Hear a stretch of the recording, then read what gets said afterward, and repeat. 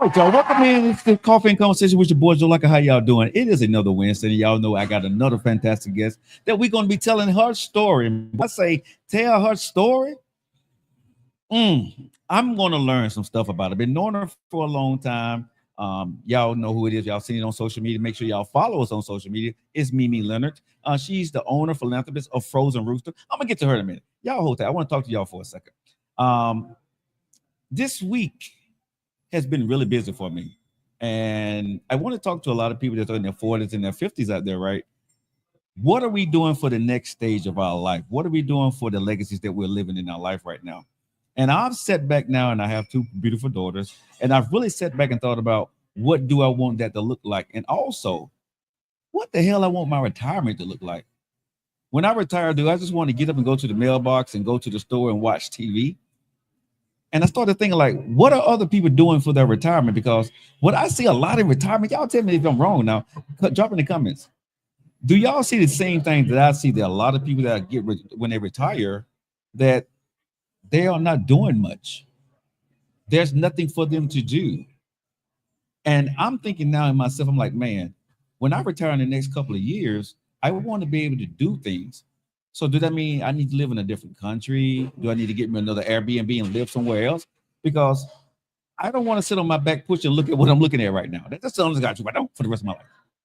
Drop in your comments. Y'all give me some ideas what y'all doing for retirement. I'm going to retire in the next 2 to 3 years, and I want to know what it is. What can I be doing for retirement? So y'all drop in the comments. Let me know while y'all having your coffee this morning. What do y'all think about retirement? Have I even thought about it? And what kind of legacy you set up for your family? All right, do that for me. Now I have this great guest, y'all. I've been knowing her for a minute, but we've never really sat down and had a true conversation.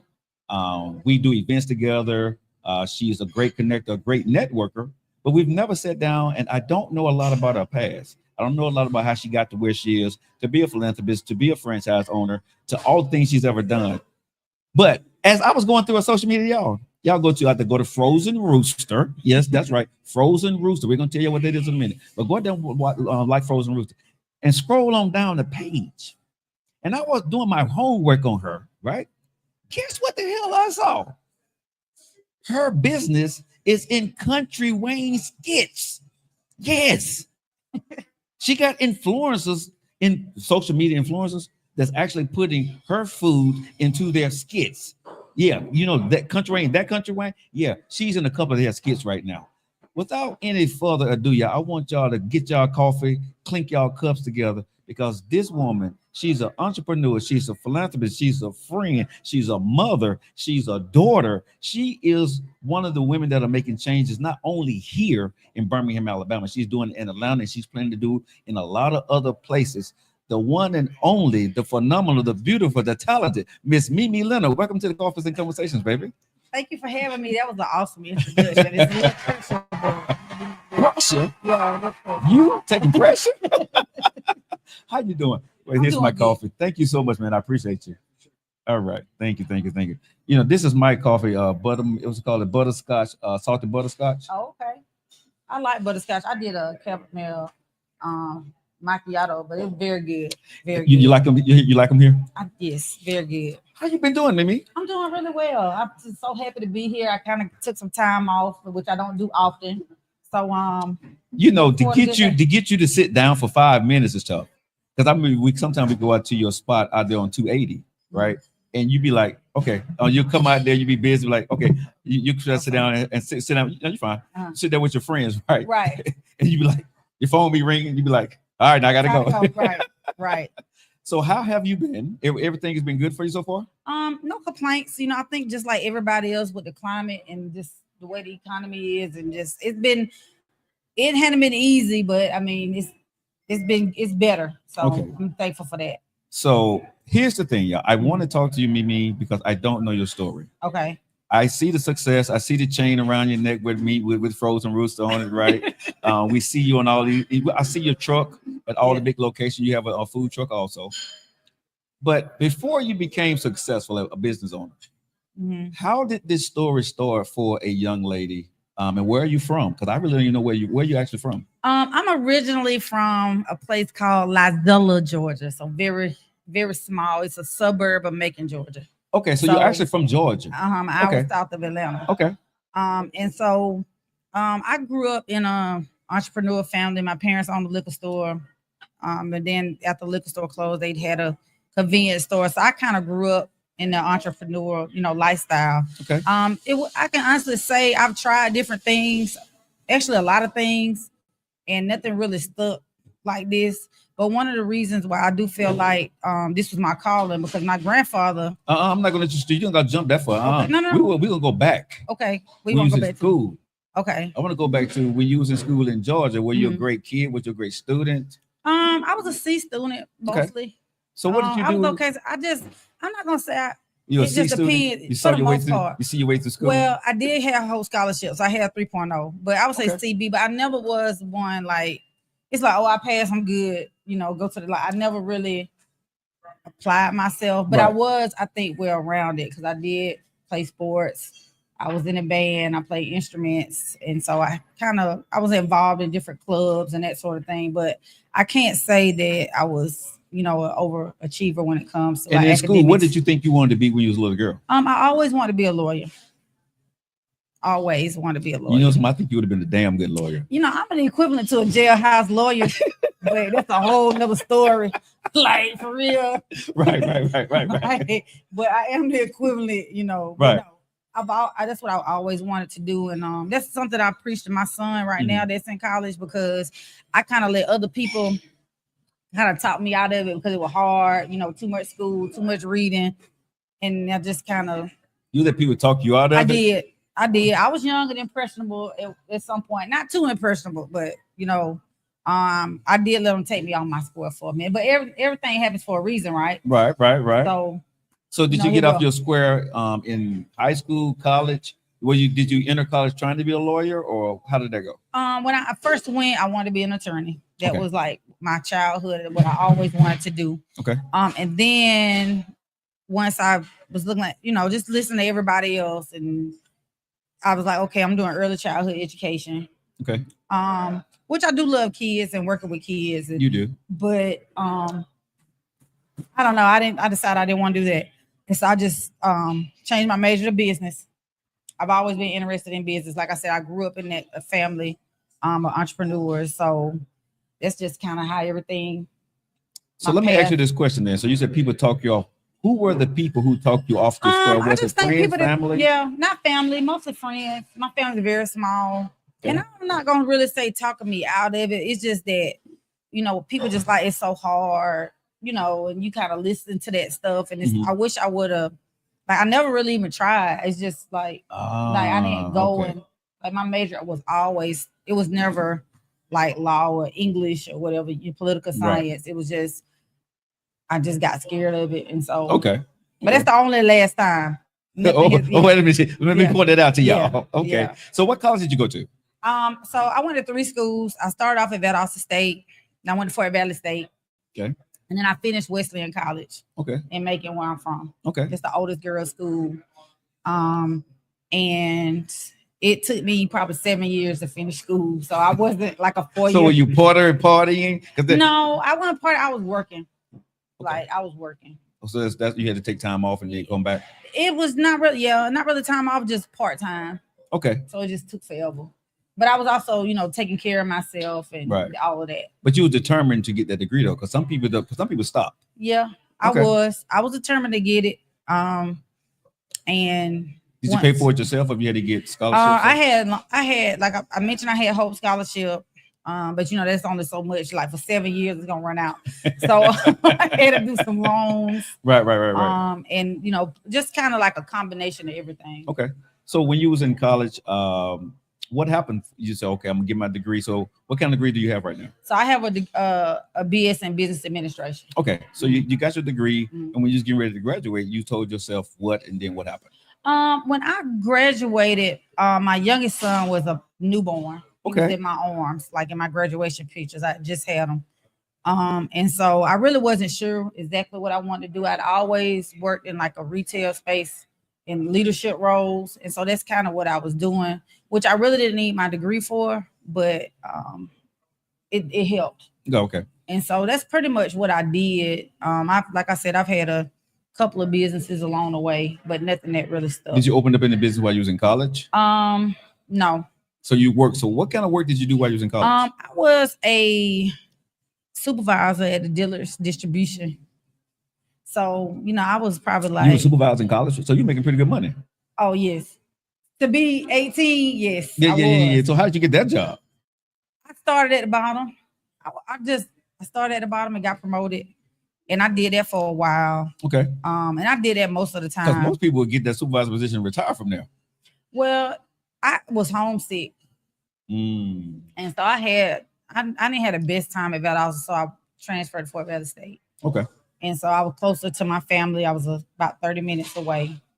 And so that was better for me. Okay. But yeah, I did ADT, resale, sales, and I worked as a secretary in insurance. Wow. So you did quite a few things. Yeah. So were you in that time when you was going through those things, were you trying to find yourself, or you just trying to find a good paying job, or? No, I wasn't trying to find myself. I was just trying to figure it out. Not really sure what I wanted to do. At that age, it's like, once you start making money and making bills, you gotta take care of all those things. So that I kind of found that's why I'm just adamant about my son right now. Like, I don't want him to work. I just want him to go to school, because when you start doing that, it just takes away your focus. Especially if you're making money and you young. Right. And, you don't really see that, okay, it's not that much money. Right. But see, what's so crazy, I hope people are listening to what you're saying, right? Because what you went through as a young woman, now you have your kid, you're like, I don't want my kid to go through that. And so now you're in a position where he does not have to go through that because of what you went through. And that's he may not understand the significance of it now because he's doing it, but you understand. He doesn't. No. You just spoiled them, but you spoiled them to a point though, because I have seen your kids working on the trucks. I've seen your kids working in the kitchen of your restaurant. So you have spoiled them, but you also, I'm pretty sure they have a pretty good work. They understand hard work. They do. They understand hard work. So where did this entrepreneur thing come from? Because you did all these, you was a supervisor, you worked your way up. So what happened after that? I just have worked for different companies and just retail management. I did that for probably 20 years. Okay. So, I work with Best Buy, I work with limited brands, Victoria's Secret. Wait a minute, you work with Victoria's Secret? For a little while. Oh, okay. Yeah. Okay. For a little while. And then I worked with Coach. That's where you knew me from. Yes. Okay. Yes. So every place you went to, you was always once I got to a certain, I would just interview for different management positions. Okay. And Taylor Loft, I worked for them. Okay. I worked for a lot of different retailers. Okay. And then you say you work for Coach? I did that for the longest, probably 12 years. Okay. That's how I came to Birmingham. Because of Coach? Yes. Okay, so we're talking about the purse. The purses. Okay. So how was that experience? It was good. It was challenging. When I moved here, I didn't know a soul. And my kids were young. And everybody like, you moving to Birmingham and I didn't know a soul. Yeah, you left Georgia to come to Birmingham. I did. You bumped your head. It was just kind of a time where I just wanted a fresh start. And both of my boys, like my youngest, I think he was maybe 3 years old, 4 years old. And my oldest was probably 6. And so we moved over here and established ourselves. And okay, so I can't let you get away with this, Mimi. Okay. You're in Georgia doing your thing, making money, supervising. You saying, okay, it's time to make a move. Okay. And when you say it's time to make this move, you pick Alabama with kids. That is a. I didn't really did you know people I had two here? choices. I didn't know about it. I could go to Birmingham and I could go to Destin. Those are my two choices. Florida? Yes. I just picked the closest one. So that's you chose. Wait a minute. You chose. I don't think I would like Destin to live though. Really? No. Hurricanes and rain and. Okay. I mean, other than the no. Now you think and I'm living like 5 hours from my parents because I used to meet my parents every weekend. You are big with your family. You love being around your family. Yes. Yeah, that is huge for you. Yes. And I love your mom and dad too. Yes. They so they funny. love you too. Yes. I love your mom and dad. You talk about retirement. They are retirement goals. Yes. Your mom and dad would go anywhere. Anywhere. Man, listen, your mom and dad show up at everything. Yeah. Hey, if it's something to show up for, hey, you need to come. Okay, I'll be there in the They're morning. gonna be there. Right. I call him right now. He on the way. They on the way. I love your mom and dad. They are the epitome of what I want to be for my kids. Me too. Yeah. Me Be too. able to go do that. So you moved to Alabama. Was it scary? Yeah, it was at first. It was I very don't seem scary. like nothing scares you, Mimi. I just try not to live in fear. I just figure it out. Yeah. You know. So I might be scared for a minute, but I just know I'm gonna figure it out. So when you move, your coach said they got a place here for you. Did they give you moving allowance, They all that did. good stuff? Okay. I got set up pretty good. Okay. The only problem was like the child care, Okay. working retail and that sort of thing. Okay. But I had my neighbor who is now one of my closest friends that kind of, stepped in. And then my family, some of the people I work with, we're still close. Like that's how I know Mel, Mm-hmm. And Right. JT and all. Right, So right. yeah. So Shout out to Mel. yeah. And so they just sent me, God sent you everything you need when you need it. So this is what I want to talk to you about before we get into the frozen rooster story. Okay. So you go to coach. Uh-huh. You're coming from a different state. Uh-huh. You knew. Mm-hmm.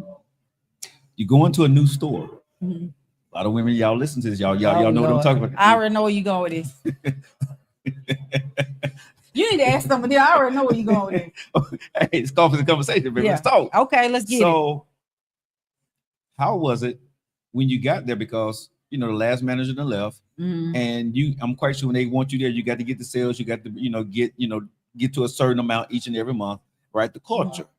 Right. You had to set the Mimi culture. That's why they sent you there, because you was this kind of person. So how is it making that transition with kids and then going to a new store, and then you got to set a whole new tone for people that may not know you or may not even like you before you get there? How was that? It was very hard.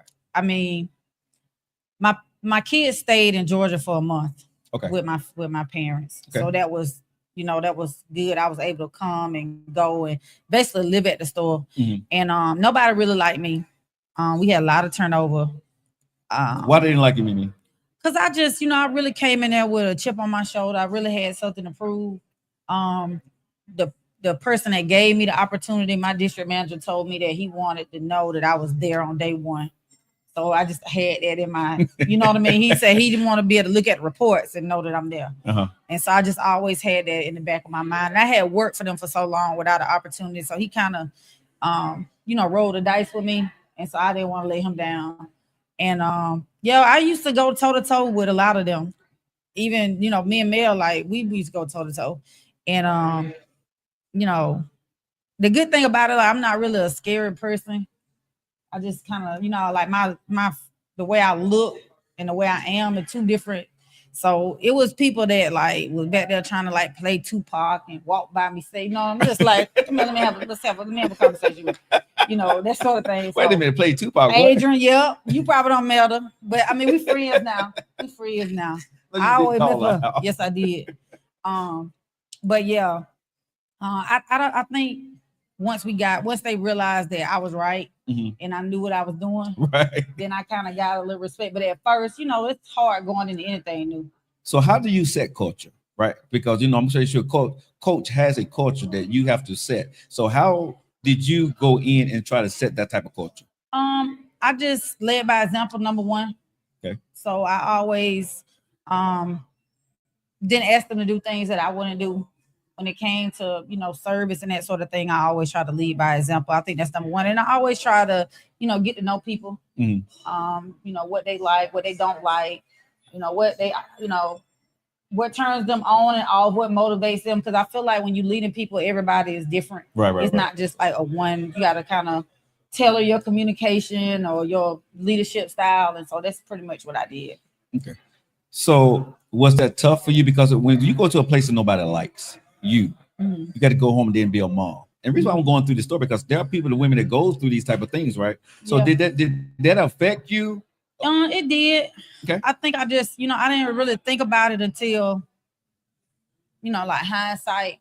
But when you come home and you have had a hard day, or and my kids were young, so I really, you really can't take time off. You got to be hands on when they're that young. But I just, I think, it is. It's women dealing with that every day, right. Whether, it's just hard, just having a bad day. Did you ever think about quitting? No, I Wow. didn't. No. I mean, You was determined to make this. yeah, and I just felt like for what I was, being paid for Mhm. what I was doing, I just felt like I had to see it through. Wow. Like when I left Coach, a lot of people didn't understand why, because they felt like I was making good money, I was established, but I just felt like it was time. Well, do you feel, because we're gonna get into the story of when you left, but was there's a time that you like, okay, I don't win as far as I can, and it's time for me to do my own thing? Because I'm quite sure you was making well, you was doing well at Coach. Mhm. Once you proved yourself and got your numbers right and got you a good staff, right? They loved you. Mhm. When did the moment hit you like, okay, if this is what success look like, this ain't for me. I want something else. What did that feel like? What did that look like for you? Well, I think when you making other people millions of dollars, Mhm. and it just make you feel like I can do it for myself. Mm. And you talked about legacy, and that's like my company is named Legacy Management Mhm. because that's what I think about. I want to position my family, better than I was. I don't want them to have to punch a clock. I want them to be able to, have some ownership and have a better life. Right. So you made your mind up. Did you talk with your family about it before you did, or you just did it yourself? I talked to everybody, and everybody told me not to do it. Yeah. Wait a minute. Yeah. I didn't know. See, this is stuff I didn't know. So you talked to your mom and dad and everybody, and they said, "Don't do it." I feel like my mama was like, do it, but my dad was like, hell no. Don't leave that job. That's a good paying job. You know what I'm saying? Right. So, but I mean, he with me now, though. I think he kind of sees it. But how did that feel though? Because I've been in those situations where the people closest to me, like, what the hell are you doing? Because they can't see it. They can't see it. They don't understand what you. It's something that, like for you and me, it burns inside. It was like, yeah, I know this is good for y'all, and it looks good and safe for y'all, but I'm dying inside. Right. Did you feel like that? Yeah, I just felt like I don't know if I ever be like a millionaire working for them. Like I was very comfortable. Don't get me wrong. Right. I could go anywhere and doing. I was very comfortable, but I don't know if I could establish a legacy for my kids working for Coach. And that's what I wanted to do. Yeah, my nephew went for me to buy a helicopter. And you will. I don't know about these helicopter things, but maybe. Well, my friend Eric. Do you know Eric Guster? I do. Okay, he bought a plane now, right?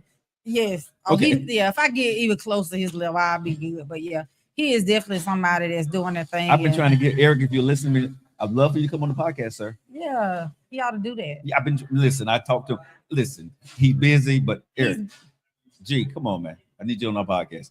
Come and have a cup of coffee. Hey, come and have a cup of coffee with me, Eric. Come on, man. It's a story about everybody. I get it to him later. He's the one who actually helped me get on the radio. Oh, really? Mm-hmm. Okay. Yeah, he gave me some great advice and taught me a lot of stuff about it. Yeah, very nice, very nice. Oh, he's an awesome person. Mm-hmm.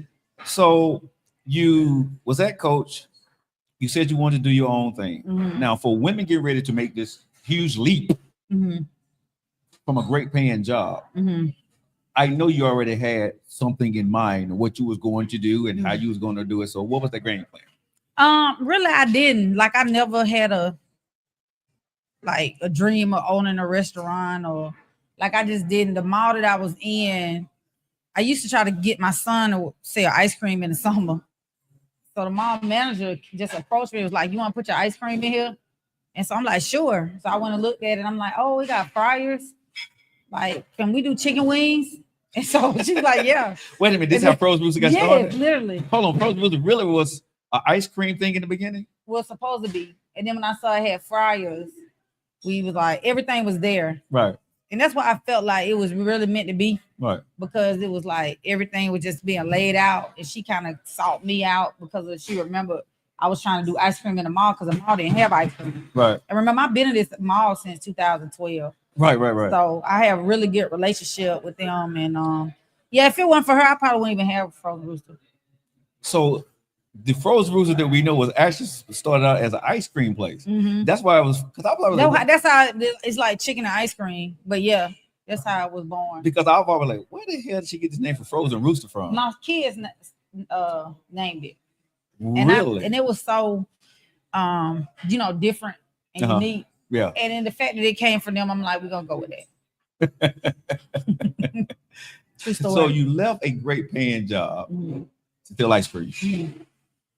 You said it like, Chicken. Yeah, I mean, no, when I opened it with chicken and ice cream, but initially, yes. no. It wasn't no chicken. You didn't open the fires. You said you left Coach to sell ice cream. Well, she asked me that I want to put my ice cream in there. Yeah. I said, yeah.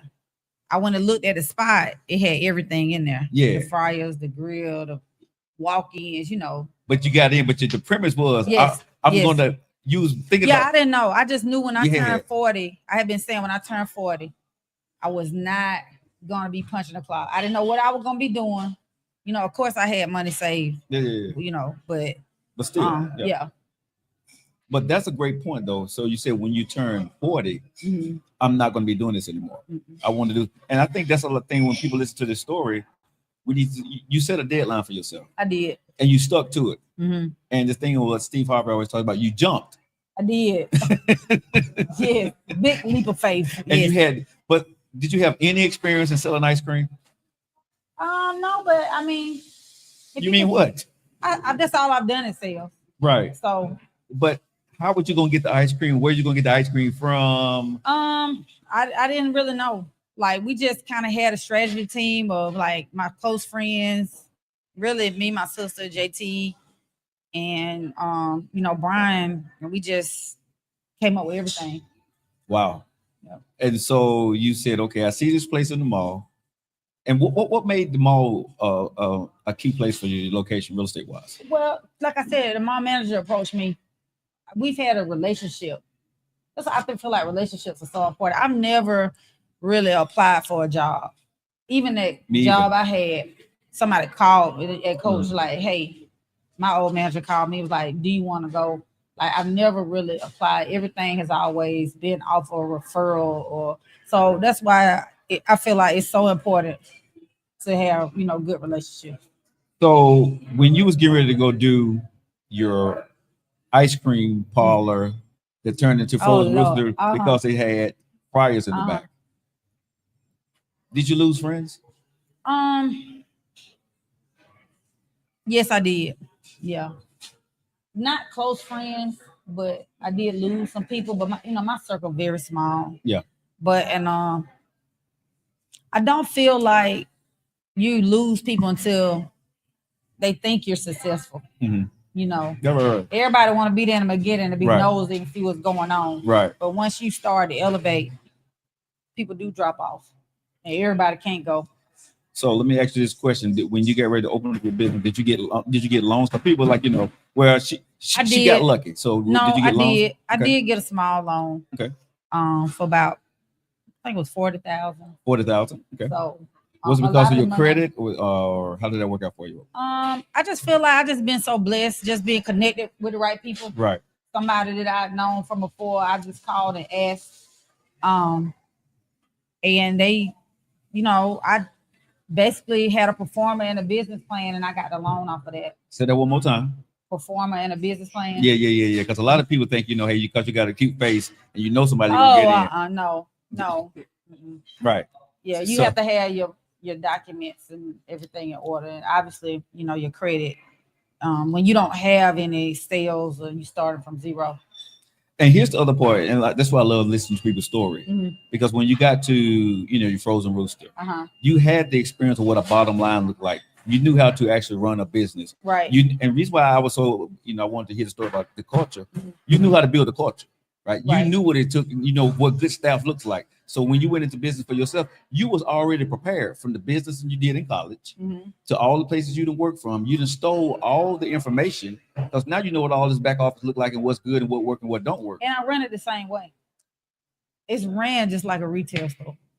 That's what I'm saying, right? But see, people don't realize that you went through your entrepreneurship, you went through your internship. That's right. And you got paid along the way. That's right. Right. And a lot of people don't realize that sometimes, man, you have to go through everything to build what you want. It's a process. It just don't happen overnight. And I think that's what happened to a lot of people. They think that when they see you now, the frozen rooster, the different locations and all of that, right?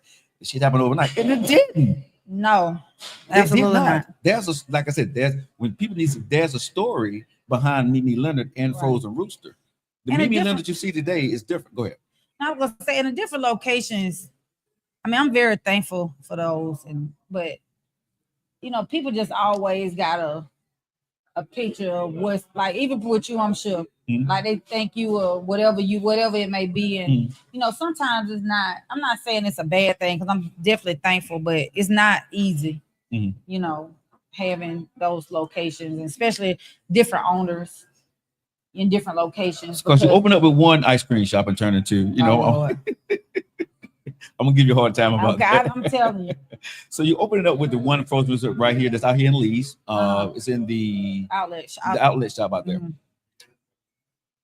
And then the food truck came, or did the next location come first? The food truck came. Okay, so you got the location. How long did you stay at this location before you got the food truck? 19 to 22. So what's that? 3 years? 3 years. Okay, so you built that business for 3, then you went in and got the food truck. Right. Which is phenomenal food truck, right? Thank you. And you bought that brand new, right? And you did everything out there too and all that other good stuff, right? I want people to understand this. Frozen Rooster is ran like a Coach, a Gucci, or a Louis Vuitton. It's top notch. No, seriously. There are people open up these shops, right? And they mom and pop it. You came in day one and did a bill out, right? You came in day one for your truck. I remember the truck. I wasn't there for when you did the Frozen Rooster, right? When you first got started, but I was around for the truck. You were. Right. And so I know the problems and the things that you had to do. It was a truck, and you turned it into a Frozen Rooster truck the way you wanted it to be. Right. And you was relentless about that. You built your food truck like a Coach bag. Think about what I'm saying, because you knew what it takes. Analogies, but it's true. Yes. If you look at everything that you do, it's top notch, and it's a certain way. Am I wrong about that? I would like to think so. No, you're right about it. I try to. You do. I'm gonna give you your props with that. You do. Thank you. So the food truck, and I think that was a great idea because you said the mall it's up and down. You know what I'm saying? So you needed something else to sustain, the mall and be able to build your brand. And when you did the food truck, man, you started to get into places that other people couldn't get into. Next thing I know, you at Legion Field, you all over the place. Your food truck blew up. How was that for you? It was just unbelievable. Just blessed the way people were reaching out to us, and just very thankful that we didn't have to do a whole lot of looking for work. You did not. Work came to us. Right. I'm just so thankful for that. I remember you were saying, man, I have to turn down a lot of places because I just don't have there's not enough time in the day. Right. Yeah. No, yeah, and and it's a lot of food trucks here. Yeah. In this area. So to be able to, sustain, and a lot of great food trucks. So, and we're a very small community. So to be able to, sustain has been a blessing. The one thing I said, I think what makes a good food truck is the consistency of the food and the service. Yes. Right. And how quick you can get the food in and out. Right. Yes. And I've seen you at Legion Field and the other different places. I don't know what the hell y'all do in them kitchens, but y'all be turning that stuff out quick. It's prep. It's all comes down to prep. We did a school the other day. We had, I want to say we did 220 tickets, like 3 hours. So that's like a couple of minutes. And everything fresh, everything hot. Right. So, yeah. So how did you?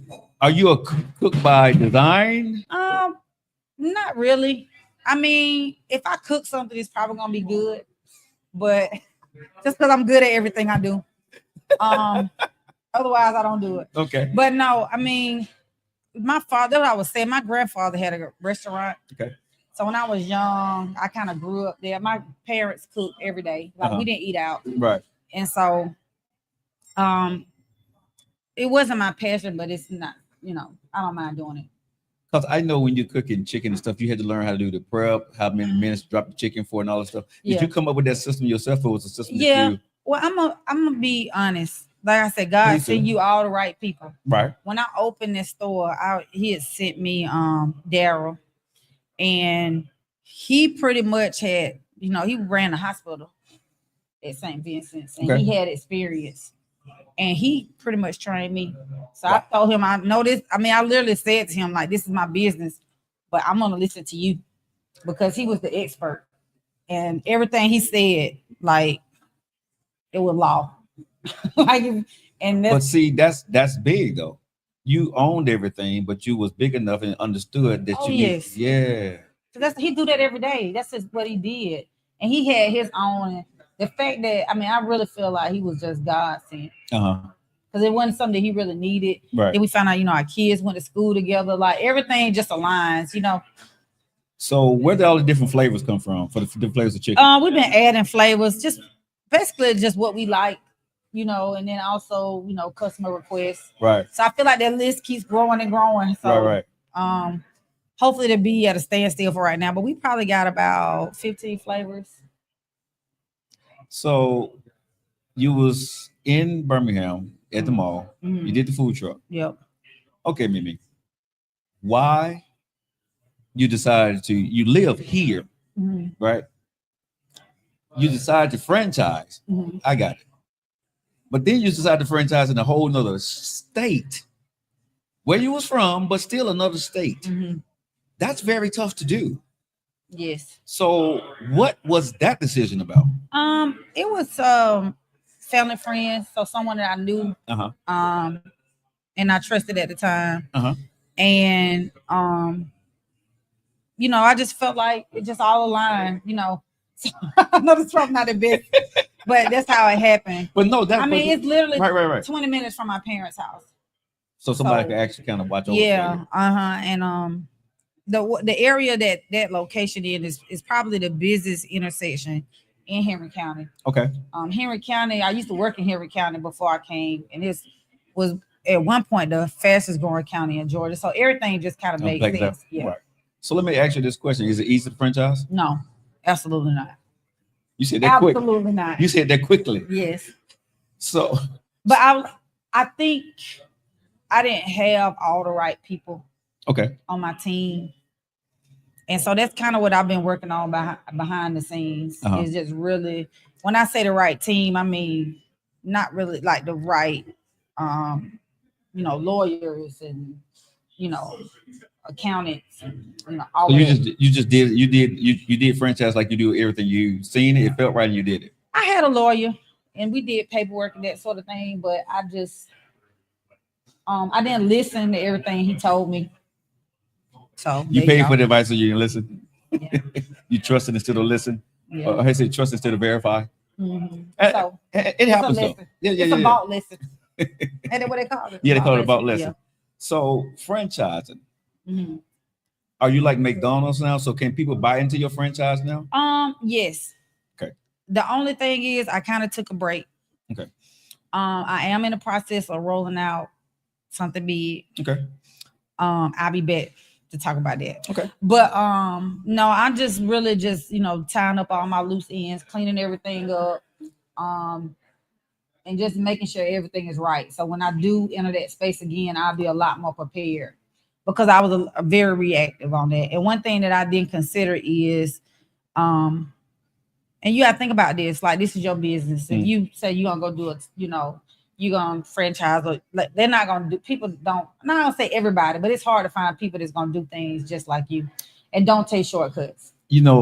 Speaking of that, I know you heard of Slutty Vegan, and recently she lost her business and bought it back. I saw that, and I've always kind of looked up to her. I think any female in the food industry probably looked up to her, because she was or is, the epitome of what you want to be. So when you heard her story, right? I know you can relate a lot about everything she was talking about. I listened and listen to a lot of stuff she was talking about. Have you met her? I have not met her.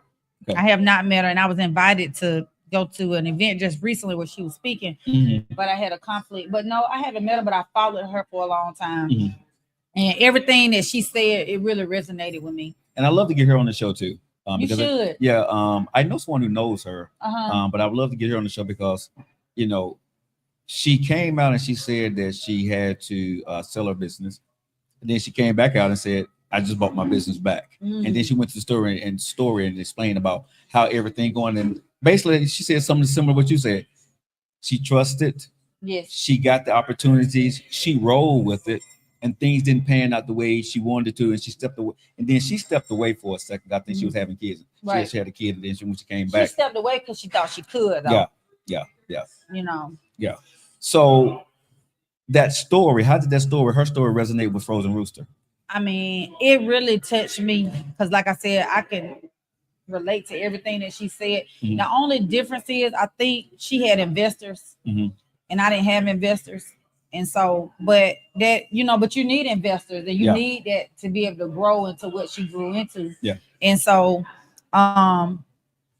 I really admire her though for telling her story. Yeah. And just keeping it a book. Transparent. Yeah. She just like, you know what, this is what happened. Yeah. And you don't really, that's what I'm saying. Like as business owners, it's like not me, because I don't really have anything that's, to prove to anybody, but I'm just saying, it's, we really don't share those hardships. So, Right. For her to come out and just put it out there, like it made me really admire her even more, to be honest. So when you went through your franchise, I want you to put your story right there for what you're going through right now. What was the hardest thing? The hardest thing is just making sure everything consistent. Like if you order something in Leeds or you order something in Georgia, it's gonna be the same. Okay. That's the hardest. Mm-hmm. For whatever reason, because you may try, to cut costs or, then it just depends on, especially the people that I was dealing with, they were very, successful in their own ways. Mm-hmm. And so, you may not want to listen to somebody that's been doing sales Right. Their whole life. And what people have to realize when you're doing a franchise business, it's not your business. You're franchising, and you have to do it their way. Right. And you have a lot of, I think, And I gave them a little too much leeway because we were kind of like building, And so it's just like I said, I learned a lot. But the number one is everything that my lawyer told me was gonna happen. Yeah. And you had to go ahead and now you're ready to go ahead and be back to coach Mimi. Yeah. Instead of the Mimi that you was trying to be. Yeah, I had got a little soft. Yeah. But it's all good. Was it soft, or you just came back to you think that you do people you could trust? Because I don't think you ever been soft. It was people I can trust, but then it's also, you just it's right there. And you want it so bad that you kind of just you know what I mean. So you saw the opportunity and you feel it was the right timing. I don't have any regrets though. Okay. None. Okay. None. Okay. But I do have a lot of things I would do differently. Okay. Yeah. So if anybody was getting ready to enter that space, what would be one of the two things you would tell them to be aware of? Put everything in writing. And when I say in writing, I mean every little detail. And then business is business. I don't care if it's family. I don't care if it's friends. Just treat it as such. Just keep it separate. Because when they, when you blur the lines, I think that's where the opportunities are. Let me ask this question. Has it been tough for you over the years being a woman in business? And if so, how? Yeah. And even to answer your question, like I've applied for different spaces, even here in Birmingham, and have felt like, I don't want to say discriminated against, but just for lack of a better word, conversation. Yeah, it's like, I at this point, like I got the revenue, I got the credit, I got, money in the bank, and it's like, you may not, you don't get a no, but you don't really get a yes either. So it's kind of like just ghosting. That happened to me a couple times. They just ghost you. Mm-hmm. And two big companies, I almost want to call their name, but I'm not gonna do that. Okay. But I did reach out to their ownership and express that, and you know how that goes. Right. But I really believe that God didn't make mistakes. I really believe that. I know, and so I just trust everything that happens, even with that. I just believe everything happens for a reason. So how does that make you feel when you kind of, they don't say it, but you understand it, right? And as a woman, right, knowing that you got all the credentials, right, that you need, but still you can't get into places that you know that you should be able to get into. What does that feeling like? It's a terrible feeling. I've always, I speak up every time. I wish I would have. I wish I would have pursued legal action.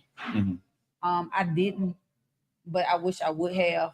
Not really so much that could help me, but maybe it will help the next person. But it does happen, and I'm not the only one. I'm sure you can talk to 100 women in business, and 80% will probably tell you they've had some type of experience. Right. Like I had somebody come and show me a building at a new space, and he showed up without a key. He wanted me to look through the window. I'm like, I could have come out here and done it by myself. And then I was a licensed real estate agent then too. So, I could have set it up. I was just trying to go about it the right way. So, I mean, it's just one of those things that, I mean, unfortunately, I don't think it's ever gonna go away. Wow. So do you think that you being a woman get you into places that you normally wouldn't have gotten into? So Because that's the other side of it too. maybe I can't think of a time though. But I mean, obviously, I think it's just relationships more so than being a woman. I think if the people that you know could has a bigger impact. And I'm gonna help you out here, Mimi. Okay. I'm gonna say this for you when you're talking about relationships. Uh-huh. You are one of the best networkers that I know. Really? And yes. First, you go and seek out and you search, right? And you go get into it, whether it's the chamber or a meeting or something. You'll go out and you'll talk to somebody. And then as soon as you meet that person, you see what this is. You're in the message. You have groups, and I'm in one of the groups. Yes. Right. As soon as you meet somebody, right, you're like, I don't know how this goes. If this will help y'all or not, but here's the information, right? And y'all need to contact the person, tell them Mimi sent you, right? And you already set it up. So for us, it's like, here's the, like I told you before the show, right? Here's the cheat code. Now, if you want, if you want in, you can pick up the phone and do, you know what I'm saying, and you already good. Right. That's why you're so blessed. Because you pay it forward before it's even being paid for, right? You're looking, when you walk into a room, you're never looking for opportunity just for you. No. That's one thing that a lot of people don't do. You do. And I've been around you, right? And I've been a beneficiary of a lot of the stuff that you've done, right? But you walk into the room and you're looking for opportunities for everybody, right? And when you do those things, that's why I think the world, the universe has already gathered around you and everything that you want. Your nephew wanted a helicopter. If that's something that you really want, right? I think that will actually happen. Or you at least better get him to the point where he can get you. I'm gonna say this: you're gonna know somebody that got a helicopter, so your nephew's gonna be able to ride. I just always hold him in the back of my mind because when I got the food truck, he think I'm the rich auntie, which I'm not. Yes, you are. But when I got the food truck, he just like, oh, you got to get a helicopter. Hey. I'm like, you know what? I'm working on your helicopter now. But I'm scared of the helicopters though. Well, that when you, I don't know, was it your anniversary or when you opened up your restaurant in Georgia? The necklace around your neck. When did you? What was the gift you got? Was it your birthday? What was it for? I don't know. I think it was just. And open the hair a little so they can see it. So your camera right there. There it is. Yeah, that frozen roof thing right there. Yeah. It was just something. I don't know. Maybe call it a midlife crisis. It was just something. No, but you bought that for yourself. I did. Right, and it cost you. We're not gonna put the amount on it, but it cost you a pretty penny, right? It did. But I loved it because when I saw it, it is something different. It's mine, and I don't know. I just wanted it. And you got it. Yeah. But that's the thing about you, though. You're so humble. Like, I'm not this. I don't have this. And, it's nothing. But Mimi, I know how much it costs. I see the things you do. Ma'am, you're very successful. Like, very successful. And we're very proud of you. I love how humble you are. But, baby girl, from the days of being in college, right, and working at Best Buy to going to coach, now you open up a whole business. You have 2 kids, because we talked about them. And to be doing this yourself and jumping out on the limb. I want people, when they listen to the story of Mimi Leonard, right, from Frozen Rooster, I want them to understand that there was no playbook for you. No. You figured it out, right? You went through life. You had tough times. You had kids. You did the things that most people do. Right. But you took the opportunities and you did different things with them. And then you set goals and deadlines for yourself. And like, if this, at this point, I'm going to do this, I'm going to do this here. And I'm sure along the way, you had love, you had lost, right? You had people failure, right? Right. But you kept going. And that's something that when I love to listen to people's stories, people see Frozen Rooster. Right. But they don't see Mimi Leonard's story of how Frozen Rooster actually got to be. And once you get to the top, I think the hardest thing is not getting there. I think it's staying there. Absolutely. I totally agree with that. Because it takes so much to sustain that ship or whatever that mountain you done built, that foundation. It takes so much to sustain that. It does. And if you have a weak foundation, everything can come crumbling down. Your team, that's what I'm saying. Your team is so important and not just like, I mentioned lawyers, but I mean, even the people that you have on your front lines, like everybody that has worked with us is cares and invested. And most of them I've known for a while, and I'm just very thankful for that. I hear you keep mentioning team Mhm. through this whole interview. We talked Yes. about you keep mentioning team. So what does a team for Mimi Leonard look like? Number one, loyal. Okay, gotcha. Loyal. And I'm a loyal person too, Right. you know. But that's See, if you would have went ahead and went to school to be a lawyer, you'd been there. You'd be able to do your own paperwork. But go you ahead. know what I'm saying. I don't know they got a chat GPT, but yeah, no, for real. I Okay, just that's a lawyer. we're hardworking. Okay. And just somebody that has the the ownership that I have, because one thing about it, like I care about my team. Even when I was at other jobs, like people that have worked for me, they can tell you like I really invest in my people, whether no matter what it is. Like for it could be a class, it could be your family, it could be whatever it is, that's important to you. Like I want to give them as much as they give me. And I just really try to reciprocate whatever I'm getting. Let's talk about your two sons. Okay. How proud are you of them? I am so proud of them. I have two boys, Zayden and Zane. Zayden is 20 years old at Mississippi State. Okay. Pursuing biomedicine. Okay. So he wants to be a doctor. And my youngest son, he's still trying to figure it out. He's in football now. He loves football. So he eats, sleeps. Like he gets up at 4 a.m. and gets ready for practice. I don't have to wake him up. Like he's just very locked in. And so he's never played football until last year. So I'm just really excited to see what his upcoming season is gonna be like. And he's just enjoying his high school years. They're planning a beach trip. He has a little girlfriend. So how did that make you feel? Your son got a girlfriend. I love her. What? Oh, I love her so much. I hope they stay together forever. Okay. All right. Me and her mom, we joke about that. But she's very sweet. She's very assertive. I mean, I know they so young, so I'm not, but I'm on her side. Like if I hear anything, I'm like, what you say to her? What you you know you sound like my mama used to be. You sound like my mama. Yeah, he had some zeros yesterday, and I see her picture. I'm like, get on your boy. Y'all not gonna be able to go to such so. Right. And she's like that. So I mean, I really do love her too. So I don't really mind. Okay. Yeah. So what do you see for the future for your boys? I just want them to be happy. I hope that I always tell them, who they choose for that life partner is gonna be their biggest decision. Okay. And that's gonna determine what type of life they're gonna have. Okay. And so I always try to just pound it over and over. I'm always saying that. So I hope that they're, that they got that part. But I just want to be able, to leave them a legacy.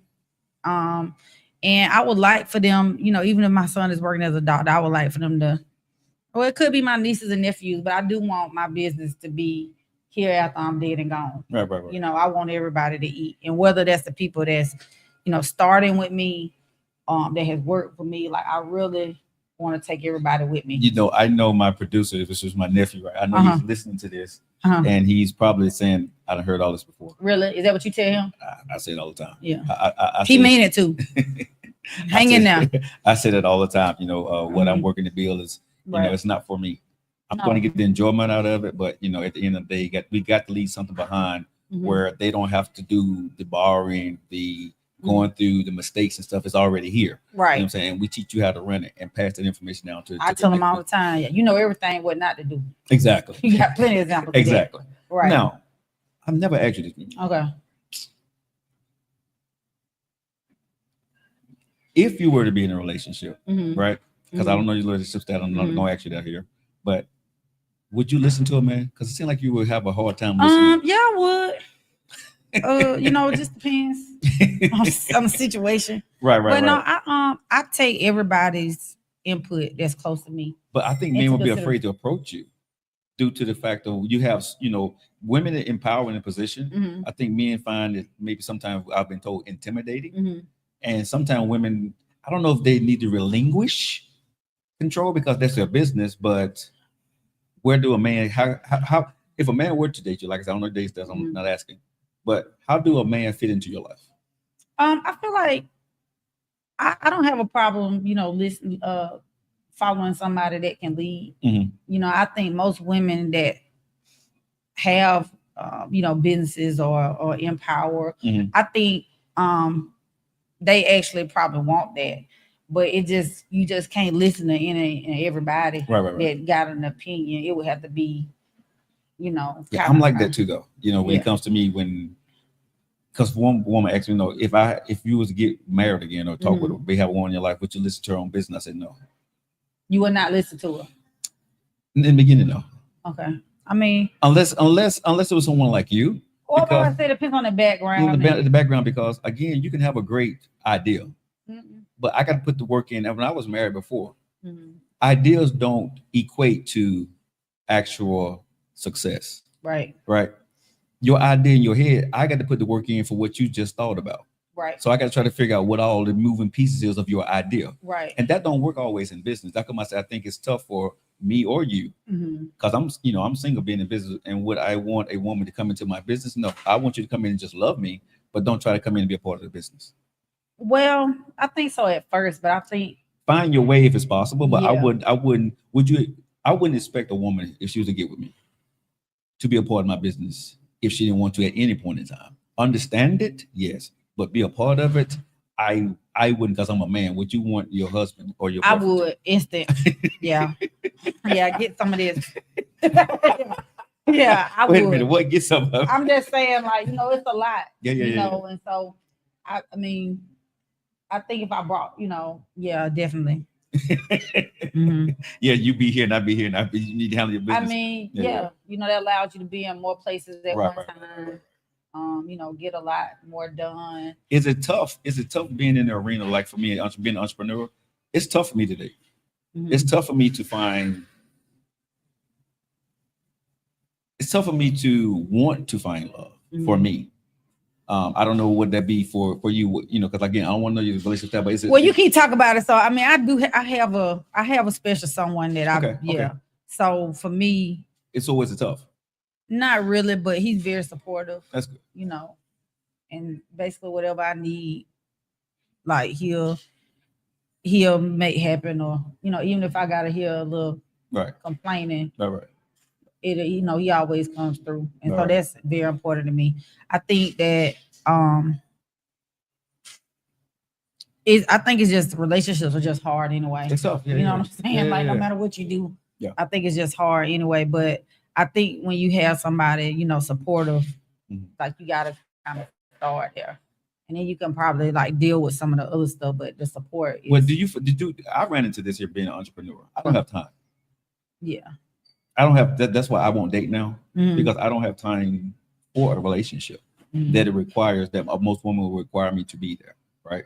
Mhm. Because I'm not going to care about the small things, and it's unfortunate, but I'm just being honest. I think you'll probably have time because people make time for what they want to make time And for. I don't want to make time for it. I'm just going to be honest with you. I Okay. don't. And All right. listen, I'm being honest. Right. I don't want to make time for it. I don't want to have to sit down and think about your feelings. I don't want to Okay. think about what you're thinking about, what you need me to do. I don't care. So I don't want to do Well, it. you've So been married, and exactly. So I it's don't want to be in a like, relationship. So I'm just being honest up front, No, I right? think that's important. If you meet somebody and you honest with them and you tell them, Oh, I do. then I think that's fair. I think when you mislead people, that's when it's Well, like there's no misleading on my part, right? Well, then- I'm gonna be upfront and honest with you, but right. people don't listen, right? Why I do don't you know. I don't feel know. like they're gonna change your mind? I don't know. I think people have listened too much to Babyface. What Babyface say? Whip appeal. Oh Lord. Right? I think they think they can put They it still on you. listen to Babyface in 2025. Yeah, I think so. I think so. But let me ask you this question moving forward. We're about to get ready to get up out of here. Okay. So, what do you see Froze Rooster here in the next 3 to 5 years? In the next 3 to 5 years, I see exponential growth. Okay. I'm gonna put it out there. That's good. How we gonna get there? We're still working on that, but I'm gonna put that in the atmosphere. It's okay. Mhm. Awesome. And one question I have to ask you, unless you're out of here. Okay. For the little girl that we knew back in Georgia, Okay. what would you tell her now? Just keep going, trust your gut, and just don't look back. Keep going. Well, Simple as Mimi, that. I want to tell you, thank you for taking the time out to have a coffee and conversation with your boy. Grab Thank you your for cup. having me. Okay. We appreciate you. And if people Cheers. want to get at you, tell them how to find you. So you can find us at thefrozenrooster.com, on Instagram at Eat Frozen Rooster, and Facebook just Frozen Rooster. And so yeah, we would love to book your events or catering, or just stopping in and saying hello. And get the fish sandwich. The fish sandwich, yes. Fish 3 sandwich is about- locations. Yes. So congratulations on all the success, Mimi. We love you. So thank you, love you too. All right, guys. We'll see you guys next week. Make sure you guys lock it into the Joe Lockett Show. Y'all know this evening we got Denise and nephew. We're gonna be doing our thing tomorrow. It is 30 minutes with Monique and your girl Reese. And then next week we got all other stuff. And the next week guest is gonna be very exciting. So you guys stay tuned for that. Man, Frozen Rooster, the one and only Mimi Leonard. Thank you guys for watching us, and we'll see you guys next week.